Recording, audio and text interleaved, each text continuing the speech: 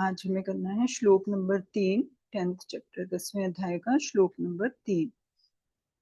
तो आज के श्लोक का संबंध क्या है? पूर्व श्लोक में कहा गया कि देवता और महर्षि लोग भी भगवान के प्रकट होने को सर्वथा नहीं जान सकते, तो फिर मनुष्य भगवान को कैसे जानेगा और उसका कल्याण कैसे होगा?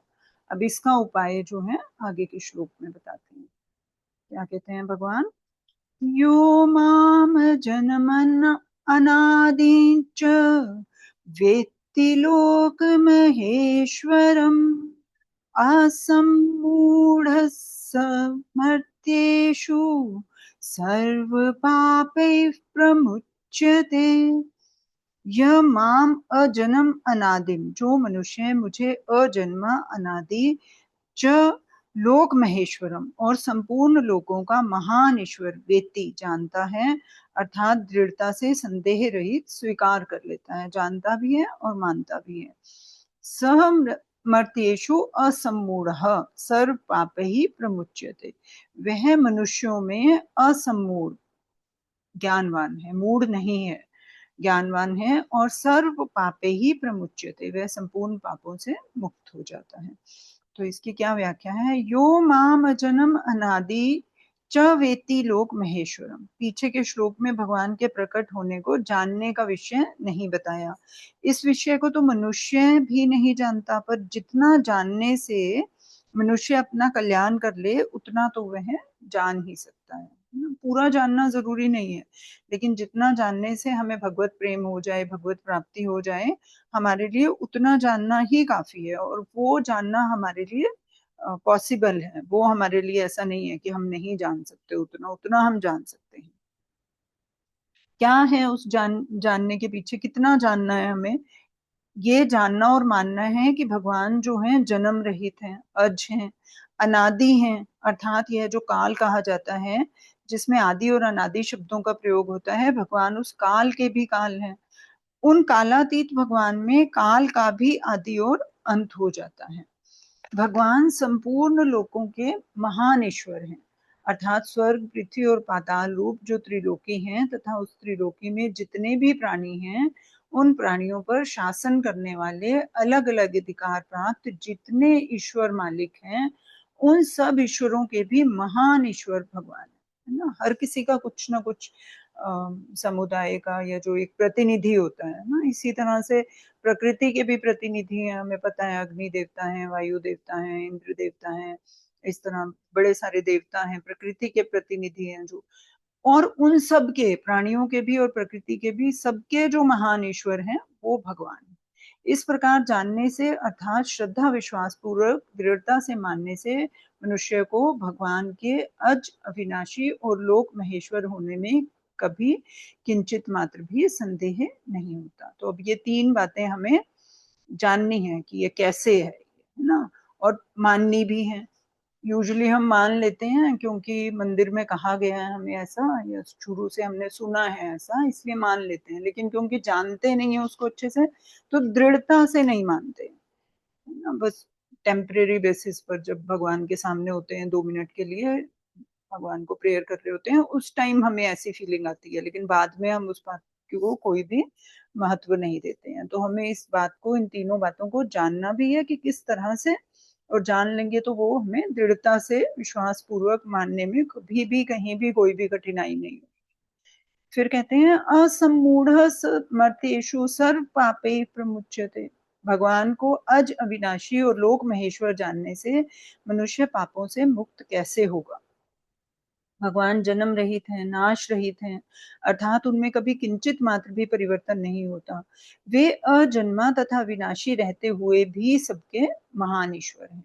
वे सब देश में रहने के नाते यहाँ भी हैं, सब समय के नाते अभी भी हैं, सबके होने के नाते मेरे भी हैं, और सबके मालिक होने के नाते मेरे अकेले के भी मालिक हैं। इस प्रकार दृढ़ता से मान लें, मतलब अपने ऊपर भी वो सब कुछ हम घटित कर लें जो भगवान को हमने पूरी सृष्टि में चराचर माना हुआ है, तो अपने साथ भी उनका जो है दृढ़ता से जो हमारा संबंध है, और अभी जो संबंध है राइट नाउ, उसको हम एक्सेप्ट कर लें।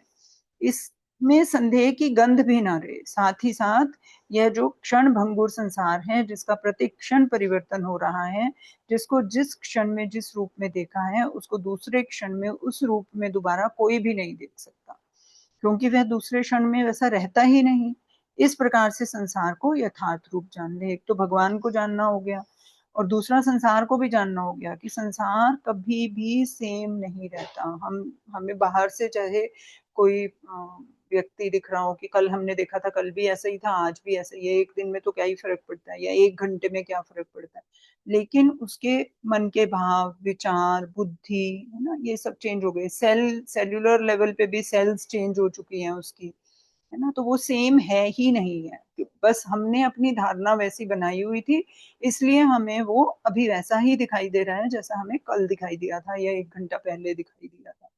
हर चीज जो है, हर वस्तु, मनुष्य भी वस्तु में ही आता है ना, जड़ पदार्थ है शरीर जो है हमारा, तो वो जो है प्रतिक्षण चेंज होती चली जा रही है। प्रतिक्षण, दूसरे क्षण जब हमने उसको देखा तो वो सेम नहीं है, कोई भी कहीं भी सेम नहीं है।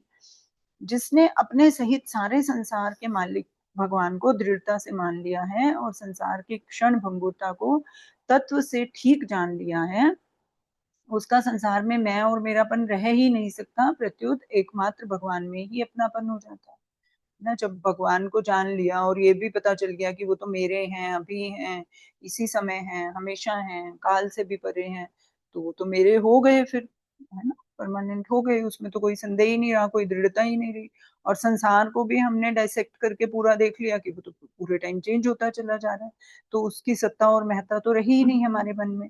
ऐसा मूर्ता रहित मनुष्य ही भगवान को तत्व से अज अविनाशी और लोक महेश्वर जानता है, और वही सब पापों से मुक्त हो जाता है। तो जिसको ये दो कॉन्सेप्ट्स क्लियर हो जाएंगे, उसी को फिर भगवान को अज अविनाशी और लोक महेश्वर अच्छे से माना भी जाएगा, जाना भी जाएगा, और वही जो है पापों से मुक्त होगा। उसके क्रियमान, संचित आदि संपूर्ण कर्म नष्ट हो जाते हैं। मनुष्य को इस वास्तविकता का अनुभव करने की आवश्यकता है, केवल तोते की तरह सीखने की आवश्यकता नहीं। वही बात हो गई, ज्ञान के लेवल पर होगा तो नहीं काम में आएगी ये बात, इसको अनुभव में लाना बहुत जरूरी है। तोते की तरह सीखा हुआ ज्ञान कभी भी पूरा काम नहीं देता, मोक्ष नहीं दे सकता। हाँ, थोड़ा सा मोमेंट्री सेटिस्फेक्शन दे सकता है कि मुझे ज्ञान है, लेकिन वो अनुभव नहीं दे सकता, आपको प्रसन्नता, शांति, वो सब नहीं दे सकता। असमूढ़ता क्या है? संसार शरीर किसी के साथ भी कभी नहीं रह सकता, और संसार के साथ कभी रह नहीं सकता, और परमात्मा किसी से कभी भी अलग हो नहीं सकते, और कोई भी परमात्मा से अलग नहीं हो सकता, है ना। कोई भी हमेशा संसार में नहीं रह सकता, और संसार के व्यक्ति, वस्तु, परिस्थिति भी उस मनुष्य के साथ कभी नहीं रह सकते। दोनों तरफ से प्रतिक्षण विच्छेद होने वाला संबंध है ना, व्यक्ति की तरफ से भी और संसार की तरफ से भी। इसी तरह से परमात्मा और व्यक्ति के बीच में, जीवात्मा के बीच में जो संबंध है, वो कभी भी खत्म ना होने वाला है। ना परमात्मा भगवान से अलग हो सकते हैं, ना जीवात्मा परमात्मा से अलग हो सकती है कभी भी। यही वास्तविकता है। इस वास्तविकता को ना जानना ही सम्मूढ़ता है, और इसको यथार्थ से जानना असम्मूढ़ता है। यह असम्मूढ़ता जिसमें रहती है वह मनुष्य असम्मूढ़ कहा जाता है। ऐसा असम्मूढ़ पुरुष मेरे सगुण, निर्गुण, साकार, निराकार रूप को तत्व से जान लेता है, तो उसे मेरी लीला, रहस्य, प्रभाव, ऐश्वर्य आदि में किंचित मात्र भी संदेह नहीं रहता। फिर कहते हैं परिशिष्ट भाव। 9वें अध्याय के 24वें श्लोक में भगवान ने व्यतिरेक रीति से कहा कि जो मेरे को नहीं जानता उसका पतन हो जाता है, और यहाँ अन्वय रीति से कहते हैं जो मेरे को जानता है वह संपूर्ण पापों से मुक्त हो जाता है ना। व्यतिरेक और अन्वय रीति हमने पहले देखा था। व्यतिरेक इज उसको डिसिजिव करके, डिवाइड करके किसी बात को एक्सप्लेन करना, और अन्वय एक कार करके उसको एक्सप्लेन करना। तो व्यतिरेक से क्या हो गया, विच्छेद करके क्या बोला कि जो मेरे को नहीं जानता उसका पतन हो जाता है, और उसको सामंजस्य करने के मतलब से क्या बोलते हैं कि जो मेरे को जान लेता है वो पापों से मुक्त हो जाता है। फिर है यहाँ वेति का अर्थ है दृढ़ता पूर्वक संदेह रहित स्वीकार कर लेना, क्योंकि भगवान को इंद्रियां मन बुद्धि से जान नहीं सकते, है ना। बाकी जो अगर हम सोचें कि हम इंद्रियों से, आंखों से देख लें, है ना, पहले मानना पड़ता है, पहले स्वीकार करना पड़ता है, फिर दिखने में भी आ सकते हैं। जिस रूप को हम चाहते हैं वही रूप हमें देखने में आ जाएगा। कोई बाल गोपाल के रूप में जाता है ना, कोई ठाकुर जी के रूप में जाता है, कोई कृष्ण जी के वो बंसी वाले रूप में जाता है, कोई राम रूप में जाता है, कोई जीसस चाहता है, कोई कुछ चाहता है, कोई कुछ चाहता है। तो जिस रूप में वो चाहेगा उस रूप में प्रकट तो वो हो सकते हैं। लेकिन अगर हम ये देखें बाकी संसार की तरह या साइंस की तरह कि पहले हम देखेंगे, पहले हम जानेंगे इंद्रियों से और उसके बाद मानेंगे, तो ये पॉसिबल नहीं है ना। तो भगवान जानने का विषय ही नहीं है, इंद्रियों से जानने का विषय नहीं। तो क्या मानने, क्या किस चीज का फिर विषय है? मानने का विषय है। मानना तो पर्सनल, मतलब फेक भी हो सकता है ना। किसी ने बोला मान रहे हैं हम तो भगवान को, दूसरा बोलेगा मैं तो नहीं मानता, है ना। तो ये तो कोई वो बात नहीं हुई। तो और भी स्ट्रॉन्ग इसका वो क्या है कि भगवान है अनुभव, है ना। अनुभव तो जिसको घटित हो गया वही उसको एक्सप्लेन कर सकता है, और उसी से जो भगवान है आप किसी की परसेप्शन में आते हैं, उतने मानने से भी नहीं आते, जानने से भी नहीं आते, है ना। जानने से तो बिल्कुल ही नहीं आते, मानने से ठीक है थोड़ा तो कुछ आगे अगले स्टेप पर हम चले जाते हैं।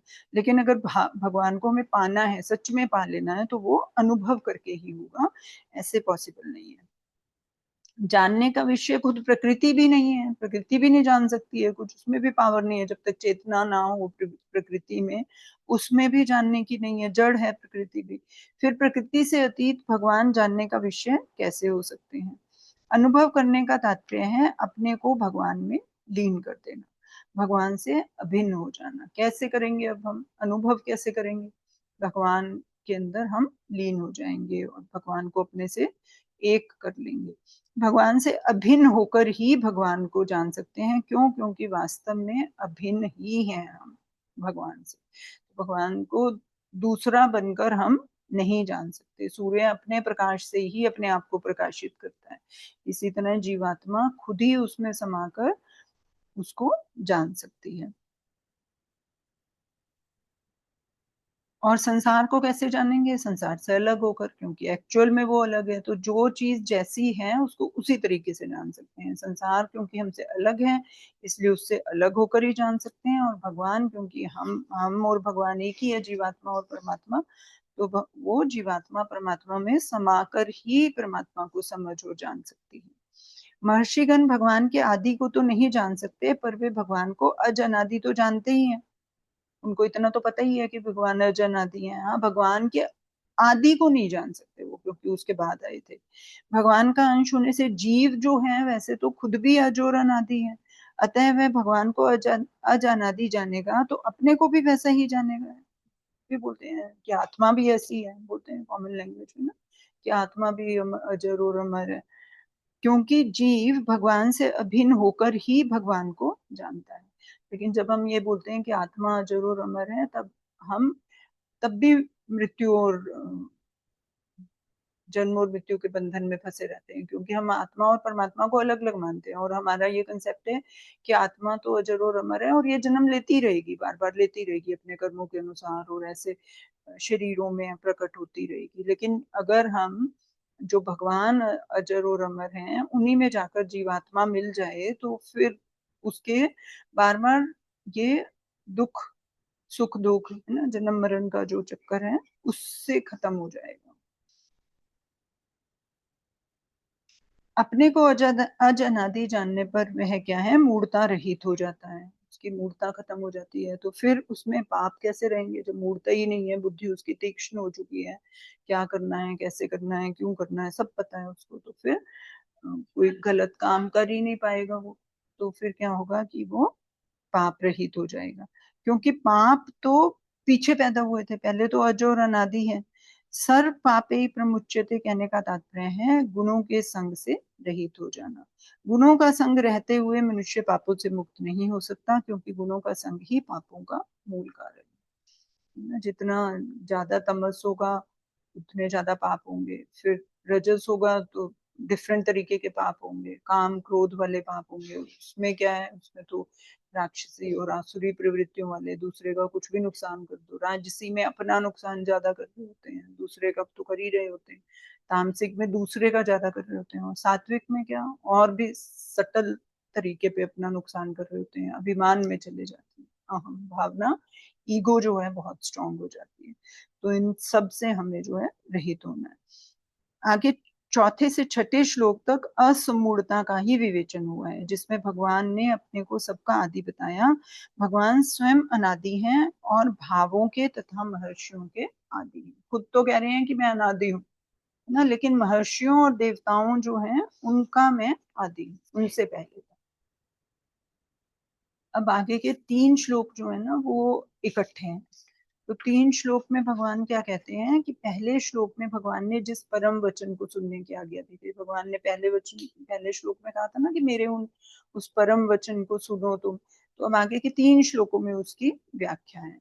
तो 2 श्लोक इकट्ठे लिए गए हैं। इसमें क्या कहते हैं भगवान, बुद्धिर्ज्ञान सम्मोह क्षमा सत्यदम शमः सुखं दुःखं भवो भावो भयं चाभयमेव च।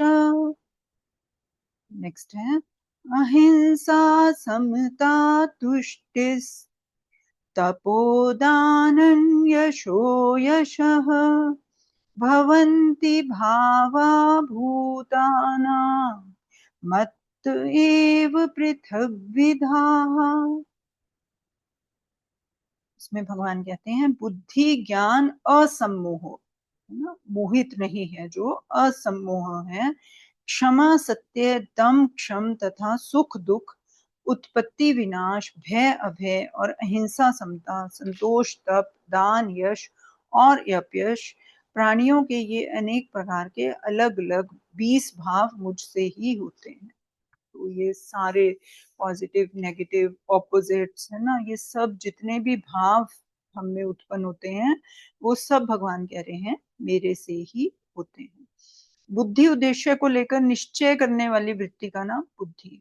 हमने कोई डिसीजन लिया, उसके ऊपर हमने निश्चय कर लिया कि हम ऐसा ही करेंगे, उसको हम बुद्धि बोलते हैं। लेकिन फिर मन आ जाता है, मन कहता है नहीं नहीं छोड़ो, आज नहीं कल से करेंगे, तो फिर हम मन के पीछे चल पड़ते हैं। मन क्यों आ जाता है, क्योंकि मन जो है परिवर्तनशील संसार के पीछे चलता है।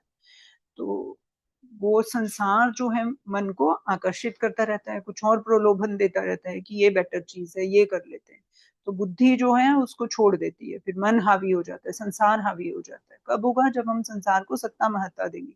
जब हम संसार को सत्ता महत्ता ही नहीं देंगे तो फिर मन कुछ भी बोलता रहे, हम उसको बोलेंगे चुप कर जा, ना आई हैव डिसाइडेड इट, ना बुद्धि बोलेगी उसको। ये सब कुछ इतना जल्दी घटित होता है हमारे अंदर की क्रिया हो जाती है और हमें पता भी नहीं चलता कब कैसे हो गई। हमने आज डिसीजन लिया कि आज से तो मिठाई नहीं खानी है बिल्कुल भी, 2 घंटे रुके, तीसरे घंटे जो है सामने मिठाई आ गई, तो मन ने बोला एक खा लो, कल से देखेंगे, है ना। ठीक है, एक खाने में क्या जाता है। तो हमारा मन जो है, बुद्धि कहेगी ठीक है कोई बात नहीं आज खा लेते हैं। मन हावी हो गया, बुद्धि को एक साइड में कर दिया और हमने उसको खा लिया। हमें रियलाइज भी नहीं होता कि कितनी जल्दी ये सब चीजें घटित हो चुकी हैं हमारे अंदर, टक टक टक टक, है ना। तो इस तरह से बुद्धि कह रहे हैं भगवान की मैं ही हूँ वो बुद्धि। ज्ञानम सार सार ग्राह्य अग्राह्य नित्य अनित्य सत असत उचित अनुचित कर्तव्य अकर्तव्य, ऐसा जो विवेक अर्थात अलग अलग जानकारी है उसका नाम ज्ञान है। यह ज्ञान विवेक मानव मात्र को भगवान से ही मिला है। बुद्धि क्या है, बुद्धि ज्ञान नहीं है। बुद्धि निश्चय करने वाली वृत्ति है, जिसने निश्चय किया है। ज्ञान क्या है, वो विवेक है, जो डिसिसिव फैक्टर है, जो ये डिसाइड करता है कि ये ठीक है गलत है, ये सत्य है ये सत्य है, ये करना चाहिए ये नहीं करना चाहिए। वो जो विवेक है वो ज्ञान है।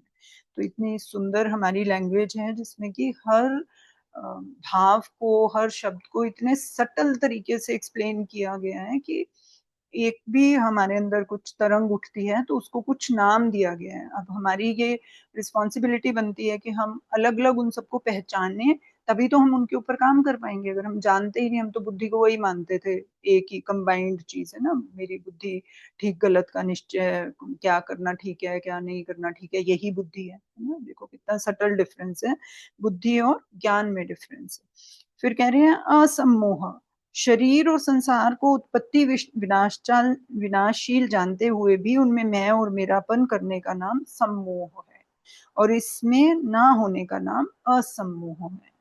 पता है सबको, सबने मर जाना है, सबको पता है, कोई ऐसा नहीं है प्राणी जिसको ये बात नहीं पता कि हम मरने वाले हैं ना। और लेकिन फिर भी हम उससे मैं और मेरापन, शरीर भी सबको पता है कि खत्म होना है, फिर भी मैं उसी को बोलते हैं, मेरा भी उसी को बोलते हैं, उससे रिलेटेड सब चीजों को भी मेरा, सिर्फ बोलने में नहीं, मानते हैं अंदर से, ये करते भी, एक्शंस भी उसी के अकॉर्डिंगली होते हैं हमारे। तो उसके अंदर मोह रखते हैं हम, इसमें मोह ना होना ही असम्मोह है। क्षमा, कोई हमारे प्रति कितना भी बड़ा अपराध करे, अपनी सामर्थ्य रहते हुए भी उसे सह लेना और उस अपराधी को अपनी तरह तथा ईश्वर की तरफ से यहाँ और परलोक में कहीं भी दंड ना मिले, ऐसा विचार करने का नाम क्षमा है। क्षमा का ये भी आता है कि एक होता है कि हमारे को इरिटेशन हो गई, क्रोध आ गया, उसके बाद हमने अपने आप को बचाने के लिए, कि हमने बहुत सुना है कि है ना, क्रोध तो है जलता हुए कोयले के समान होता है, पहले खुद जलते हैं फिर दूसरे को नुकसान होता है, क्रोध तो नहीं करना चाहिए, ऐसी बहुत सारी बातें हमने सुनी। तो हमें लगा यार ना, कोशिश करके इसको तो ना क्षमा कर देते हैं, इसको छोड़ देते हैं, मैं तो कम से कम शांत रहूंगा ना। वो क्षमा नहीं, वो फॉरगिवनेस नहीं है। क्षमा वो है कि हमारे मन में क्रोध ही उत्पन्न ना हो उस व्यक्ति वस्तु परिस्थिति के प्रति। क्षमा, वो जो वृत्ति है वो समाप्त ही हो जाए, जिससे कि जिसको करने के लिए कि क्षमा को हमें उजागर करना पड़े, उससे पहले ही जो है वो दैट इज क्षमा, उसको सह लेना। आपकी मेरी सामर्थ्य है उसको रेजिस्ट करने की, उसको कुछ कहने की वापस, या वॉटेवर है ना, सामर्थ्य पूरी है, लेकिन उसको मैं रेजिस्ट करके नहीं, एक्शन ही नहीं ले रहे हम उस गलत चीज के ऊपर, दैट इज क्षमा।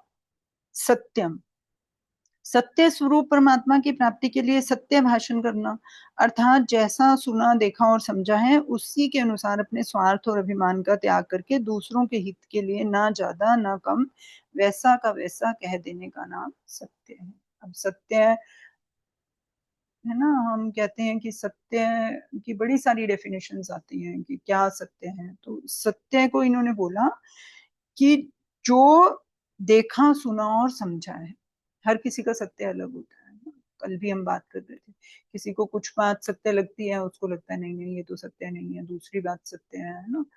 तो हर किसी का सत्य अलग है। तो सत्य जो है उसमें अपने स्वार्थ और अभिमान का तड़का ना लगाया जाए। यूजुअली क्या होता है, गॉसिप क्या होती है कि पहले एक ने दूसरे को कुछ तो बताया, उसके अंदर थोड़ा सा छौंक लगा तो वो आगे गई, फिर उसमें थोड़ा और मसाले डले फिर वो आगे गई। तो इस तरह से gossip travels, that is called gossip, या असत्य, उसमें असत्य वचन जुड़ जाते हैं। सत्य का क्या है कि जो हमारी बुद्धि के हिसाब से हमने देखा सुना और समझा है, उसको ऐसा नहीं है कि हम प्रकट ही नहीं कर सकते, कुछ रॉन्ग है तो हम उसको प्रकट ही नहीं कर सकते, ऐसा नहीं है। कुछ गलत है तो हम उसको प्रकट कर सकते हैं, लेकिन अपनी ही कैपेबिलिटी के अकॉर्डिंगली, जो हमने देखा, खुद से देखा, जो हमने खुद से सुना और खुद से हमें जो समझ में आया, ना कि किसी ने हमें बोला कि ये काम हो रहा है तो ये गलत है, तो हमने ये माना, हमारी दृष्टि में वो ठीक था, हमारी दृष्टि में सूर्य को जल देना सही है, लेकिन somebody told कि पागल हो क्या, सूर्य को कहीं पानी पहुंच रहा है, क्या कर रहे हो ये, तो हमने मान लिया उसको, तो वो असत्य हो गया हमारे लिए, मेरे लिए असत्य हो गया, क्योंकि मैंने अपनी बुद्धि को एक किनारे रख दिया, अपने ज्ञान को, मैंने अपने ज्ञान को पुष्टि करने की बजाय कि मैं पानी दे रहा हूँ तो मुझे अभी इसका लॉजिक नहीं पता, तो मैं इसका लॉजिक समझने की कोशिश करूँ, rather than that I depended on somebody else's perception and feelings and whatever the situation is, है। तो इस तरह से सत्य की बहुत अच्छी परिभाषा निकल कर आई है, जो हमने देखा सुना और समझा वो मेरा सत्य है। जैसे धर्म की भी यही परिभाषा होती है, जो मेरे लिए राइट है वो मेरा धर्म है, जो मेरा कर्तव्य कर्म है वो धर्म है। तो हर किसी का कर्तव्य कर्म अलग होगा, तो हर किसी का धर्म अलग होगा। फिर कहते हैं दमः शम, परमात्मा प्राप्ति का उद्देश्य रखते हुए इंद्रियों को अपने अपने विषयों से हटाकर अपने वश में करने का नाम दम है, और मन को सांसारिक भोगों के चिंतन से हटाने का नाम क्षम है। षट संपत्ति भी आता है ना, उसमें भी क्षम और दम आते हैं। तो क्षम क्या है कि हमने मन को संसार से हटा लिया, और दम क्या है, इंद्रियों का दमन कर। सुख दुख, शरीर मन इंद्रियों के अनुकूल परिस्थिति के प्राप्त होने पर हृदय में एक प्रसन्नता होती है, उसका नाम क्या है, सुख है। और प्रतिकूल परिस्थिति के प्राप्त होने पर हृदय में जो प्रसन्नता होती है उसका नाम दुख है। तो हम किसी व्यक्ति वस्तु परिस्थिति से प्रसन्न हो रहे हैं या नहीं हो रहे, ये हमारे सुख और दुख का कारण बन जाते हैं चीजें। क्योंकि हर किसी का सुख और दुख भी अलग है, किसी को उसी चीज में सुख मिलेगा, किसी को नहीं मिलेगा, क्योंकि वो उसके प्रतिकूल है वो चीज, व्यक्ति वस्तु परिस्थिति, तो वो उसको वो सुख नहीं देगी। लेकिन जिसके प्रतिकूल है, जिसके अनुकूल है, उसको वही चीज सुख देगी। किसी को लाउड म्यूजिक बहुत पसंद है, तो उसको लाउड म्यूजिक सुख देगा, उसके अनुकूल है। किसी को नहीं पसंद है, प्रतिकूल है, तो उसके कान में दर्द हो जाएगा। ये क्या, इतने ऑपोजिट में सुख और दुख, बहुत मतलब वे पार्ट, सुख और दुख जो है एक ही चीज अलग अलग व्यक्तियों के लिए क्रिएट कर सकती है। फिर कहते हैं भवो भाव, सांसारिक वस्तु व्यक्ति घटना परिस्थिति भाव आदि के उत्पन्न होने का नाम भव है, और इन सब के लीन होने का नाम अभाव है। भव क्या है, भव सागर बोलते हैं ना, कुछ भी संसार में जो उत्पन्न हो रहा है, जो प्रकट दिख रहा है, हमें प्रतीत हो रहा है, वो भव है ना। क्योंकि उत्पन्न ही हो रहा है हर समय, क्योंकि हर समय डिफरेंट है, हमने ये देखा हर क्षण बदल रहा है। तो एक तरीके से ये भी बोल सकते हैं कि हर क्षण उत्पन्न हो रहा है। अगर कोई बॉडी अभी हम देख रहे हैं, नेक्स्ट मोमेंट उसकी सेल्स चेंज हो गई, माइंड बॉडी सॉरी मन बुद्धि चेंज हो गए, इंटेलेक्ट चेंज हो गई, तो वो डिफरेंट पर्सनैलिटी हो गया, है ना, अगले 1 घंटे के बाद में। और अगले 1 घंटे के बाद में खत्म भी तो हो सकती है वो पर्सनैलिटी, पूरा शरीर ही खत्म हो जाए, डिसअपियर ही हो जाए संसार से, ये भी पॉसिबल है। तो हर समय कुछ ना कुछ उत्पन्न ही है, वही भव है। और खत्म हो गया अगर वो, तो अभाव है वो, लीन हो गया कुछ भी चीज, कोई भी व्यक्ति वस्तु परिस्थिति घटना, तो वो अभाव हो गया। भयम च अभयम एव च, अपने आचरण भाव आदि शास्त्र और लोक मर्यादा के विरुद्ध होने से अंतःकरण में अपना अनिष्ट होने की जो एक आशंका होती है उसको भय कहते हैं, जो अर्जुन को हो रहा था ना। उसको ऐसा लग रहा था कि मैं शास्त्र विरुद्ध काम कर रहा हूँ, बड़ों पर जो है शस्त्र उठाकर लोक मर्यादा और शास्त्र के विरुद्ध काम कर रहा हूँ, और उससे उसको क्या लगा कि मेरा अनिष्ट होगा। ऐसा होता है, जो गलत काम कर रहा होता है ना, उसके मन में कहीं ना कहीं भय जरूर होता है, चाहे वो उसको प्रकट करे या ना करे। क्योंकि अंतरात्मा को पता होता है कि आप ये, ज्ञान तो होता ही है ना, ढका जाए वो अलग बात है, लेकिन कुछ मात्रा में ज्ञान तो होता ही है सबके अंदर। तो उससे क्या उनको लगता है कि मेरा कुछ बुरा होगा, इससे अनिष्ट होने की आशंका होती है, उसको भय कहते हैं। मनुष्य के आचरण भाव आदि अच्छे हैं, वह किसी को कष्ट नहीं पहुंचाता, शास्त्र और संतों के सिद्धांत के विरुद्ध कोई आचरण नहीं करता, तो उसको क्या स्थिति होती है, हृदय में अपना अनिष्ट होने की आशंका नहीं रहती, अर्थात उसको किसी से भय नहीं होता, इसी को अभय कहते हैं। अहिंसा क्या हो गया, अपने तन मन और वचन से किसी भी देश काल परिस्थिति आदि में किसी भी प्राणी को किंचित मात्र भी दुख ना देने का नाम अहिंसा है। समता, तरह तरह के अनुकूल और प्रतिकूल व्यक्ति वस्तु घटना परिस्थिति आदि के प्राप्त होने पर भी अंतःकरण में कोई विषमता ना आने का नाम समता है। तुष्टि, आवश्यकता ज्यादा रहने पर भी कम मिले तो उसमें संतोष कर लेना, और मिले ऐसी इच्छा का ना रहना तुष्टि। जरूरत ज्यादा है लेकिन कम मिला है, और फिर और मिले इसकी इच्छा भी नहीं है, ये तुष्टि है कि जो मिल गया वो संतुष्ट है उससे। तात्पर्य यह है कि मिले अथवा ना मिले, कम मिले या ज्यादा मिले, हर हाल में प्रसन्न रहने का नाम तुष्टि। तपह, अपने कर्तव्य का पालन करते हुए अगर कोई कष्ट आ जाए, प्रतिकूल परिस्थिति आ जाए, तो उन सबको प्रसन्नता पूर्वक सहने का नाम तप है। एकादशी व्रत आदि करने का नाम भी तप है। जो भी अपना कर्तव्य हमने मान लिया कि ये हमारा कर्तव्य है, या फिर वर्ण आश्रम के अकॉर्डिंगली हमारा कर्तव्य है, या कहीं भी जहां हमारा कर्तव्य है, हमें पता है ये कर्तव्य है, तो उसको करने में अगर कुछ प्रॉब्लम आ रही है हमारे को, तो वो उसको प्रसन्नता पूर्वक जो है सह लेना, वो तप है।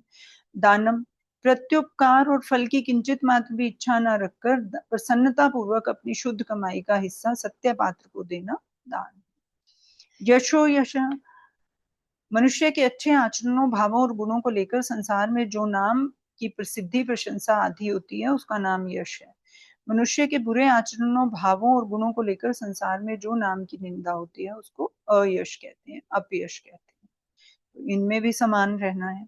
भवंती भावा भूतानां मत एव पृथक विदाः, प्राणियों के ये पृथक पृथक और अनेक तरह के भाव मेरे से ही होते हैं, अर्थात उन सबको सत्ता, स्फूर्ति, शक्ति, आधार और प्रकाश मुझ लोक महेश्वर से ही मिलता है। तात्पर्य यह है कि तत्व से सबके मूल में मैं ही हूँ।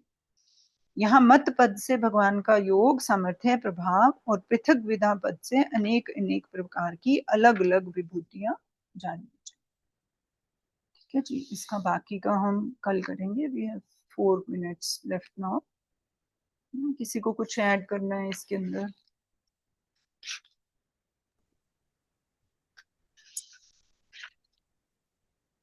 पहली बात तो Preeti ji, with due regards to you, कि आज आपने बहुत कुछ कवर कर लिया और बहुत जल्दी कर लिया। मेरा ख्याल से हम इतने ज्ञानी नहीं हैं जितने आप हैं, हम सब अभी अज्ञानी हैं, तो नहीं इतना नहीं, ज्ञानी एब्जॉर्व नहीं कर पाते जल्दी। नहीं, फिर भी जो है आपका वो एक्सपीरियंस बहुत ज्यादा है, बट और इसमें काफी सारी बातें थी, अब थोड़ा wanted to write something, but speed ज्यादा थी आज, ऑनेस्टली। मेरा कहना यह है कि इसमें इन्होंने सारा वही जो पिछले 2-3 चैप्टर्स में हमने पढ़ा है उसी को रिपीट कराया है, ताकि हम सब उसको फॉलो करें और समझने की कोशिश करें हाँ भगवान की, कि अगर हमारे में अनन्य भाव है कि मैं भगवान का हूं और भगवान मेरे हैं, अगर आपने इसको ही पकड़ लिया तो आपकी सारी प्रॉब्लम भी खत्म हो जाएगी। किसी भी एक पॉइंट को अगर हम पकड़ लें तो हमारी पकड़ सारी प्रॉब्लम खत्म हो जाएंगी। खत्म हो जाएगी, तो फिर इतना व्याख्यान ये पढ़ने की समझने की जरूरत भी नहीं पड़ेगी मेरे ख्याल से तो। वो इसलिए है, देखो मैं कभी कहीं मैंने सुना कि जैसे हम बच्चे को सिखाते हैं ना, बच्चे को जो हाँ। बात दिख रही होती है वही तो बतानी पड़ेगी ना उसको। अभी नहीं इतना सब ज्ञान दे दिया, उसकी अर्जुन की शक्ल प्रोबेबली अभी भी ऐसी होगी, सो व्हाट, अब क्या करना है ना। तो भगवान ये सब बता रहे हैं कि जो उसको समझ में आ जाए, जिससे वो रिलेट कर सके चीजों से। भगवान ने बोल दिया मैं सब कुछ हूँ, अब मैं सब कुछ हूँ, वही निर्गुण निराकार वाली स्थिति है ना। अब क्या, कैसे उसको अप्लाई कैसे करें, तो भगवान को बताना पड़ा। जैसे बच्चे को टॉफी पता है ना, उसको कोई बड़ी काजू कतली नहीं पता, मान लो बहुत छोटा बच्चा है, उसने टॉफी खाई हुई है, तो उसको टॉफी के बारे में पता है ना, लॉलीपॉप के बारे में पता है, काजू कतली या बंगाली मिठाई या इन सब मिठाइयों के बारे में नहीं पता। तो क्या बताएंगे उसको? मीठा अगर बताना होगा कि ये चीज मीठी है, तो कैसे नहीं बोलोगे? नहीं, लॉलीपॉप जैसी है ये, टॉफी जैसी है, नो टॉफी नो, जैसी वो बिल्कुल ठीक है, आप ठीक कर रहे हैं सब कुछ। पर अभी जैसे as the time is short, कि कल भी अष्टवक्र गीता में गुरु जी यही बता रहे थे कि निराकार और सगुण, और दूसरा मे बी हम रेफरेंस गलत दे रहा हूँ, वो कह रहा है कि दोनों ही एक दूसरे में छिपे हुए हैं, हाँ वो वो तो है ही। दोनों ही एक दूसरे में छुपे हुए हैं वो। हाँ, तो हम अब भी हम उसी में उसको हैं, हम हम भी भी उसी में ही हैं। हम हम हम हम डिस्टिंग्विश कर रहे हैं, पर actually we are both complementary to each other. हाँ उसमें भी है, उसमें भी हैं हम। हाँ, हाँ और जैसे कल भी हमने पढ़ा था कि जैसे हमको, जब ये है कि मेरे में वो होना चाहिए कि दूसरों का हित करने की कामना होनी चाहिए। यस ये टेक अवे पॉइंट्स, ऐसे टेक अवे पॉइंट्स अगर हम संभाल लें, अपने मन में बिठा लें, तो हमारी आधी से ज्यादा प्रॉब्लम्स और जो हमारे वो हैं सोच में जो क्वेश्चंस हैं वो वैसे डिसअपियर हो जाएंगे। बिल्कुल बिल्कुल, प्रैक्टिकल करने से ही होगा, सिर्फ ज्ञान के लेवल पर बात करने से नहीं। हाँ हाँ, practical, yes, practical is the most important thing. हाँ और दूसरा वही है कि जैसे आपने पिछले चैप्टर में पढ़ा है कि अगर हम सेक्रीफाइस करने के लिए तैयार नहीं है और हम हर टाइम भोग के लिए तैयार हैं, तो फिर बहुत मुश्किल है, देन इट इम्पॉसिबल इज है। The toughest path. हाँ इम्पॉसिबल है इम्पॉसिबल। या ये तो अब इसी श्लोका को बाकी कल हम कंटिन्यू करेंगे, है ना? इसी को वी हाँ विल जी कंटिन्यू, एंड द नेक्स्ट जी श्लोका जो इससे ही रिलेटेड है, that we will see tomorrow. Anil ji, आप कुछ जी। कहना चाह रहे हैं? और मैं कह रहा हूँ कि हमें मेन तो कर्तापन खत्म करना है, अपना अहंकार खत्म करना है। बिल्कुल।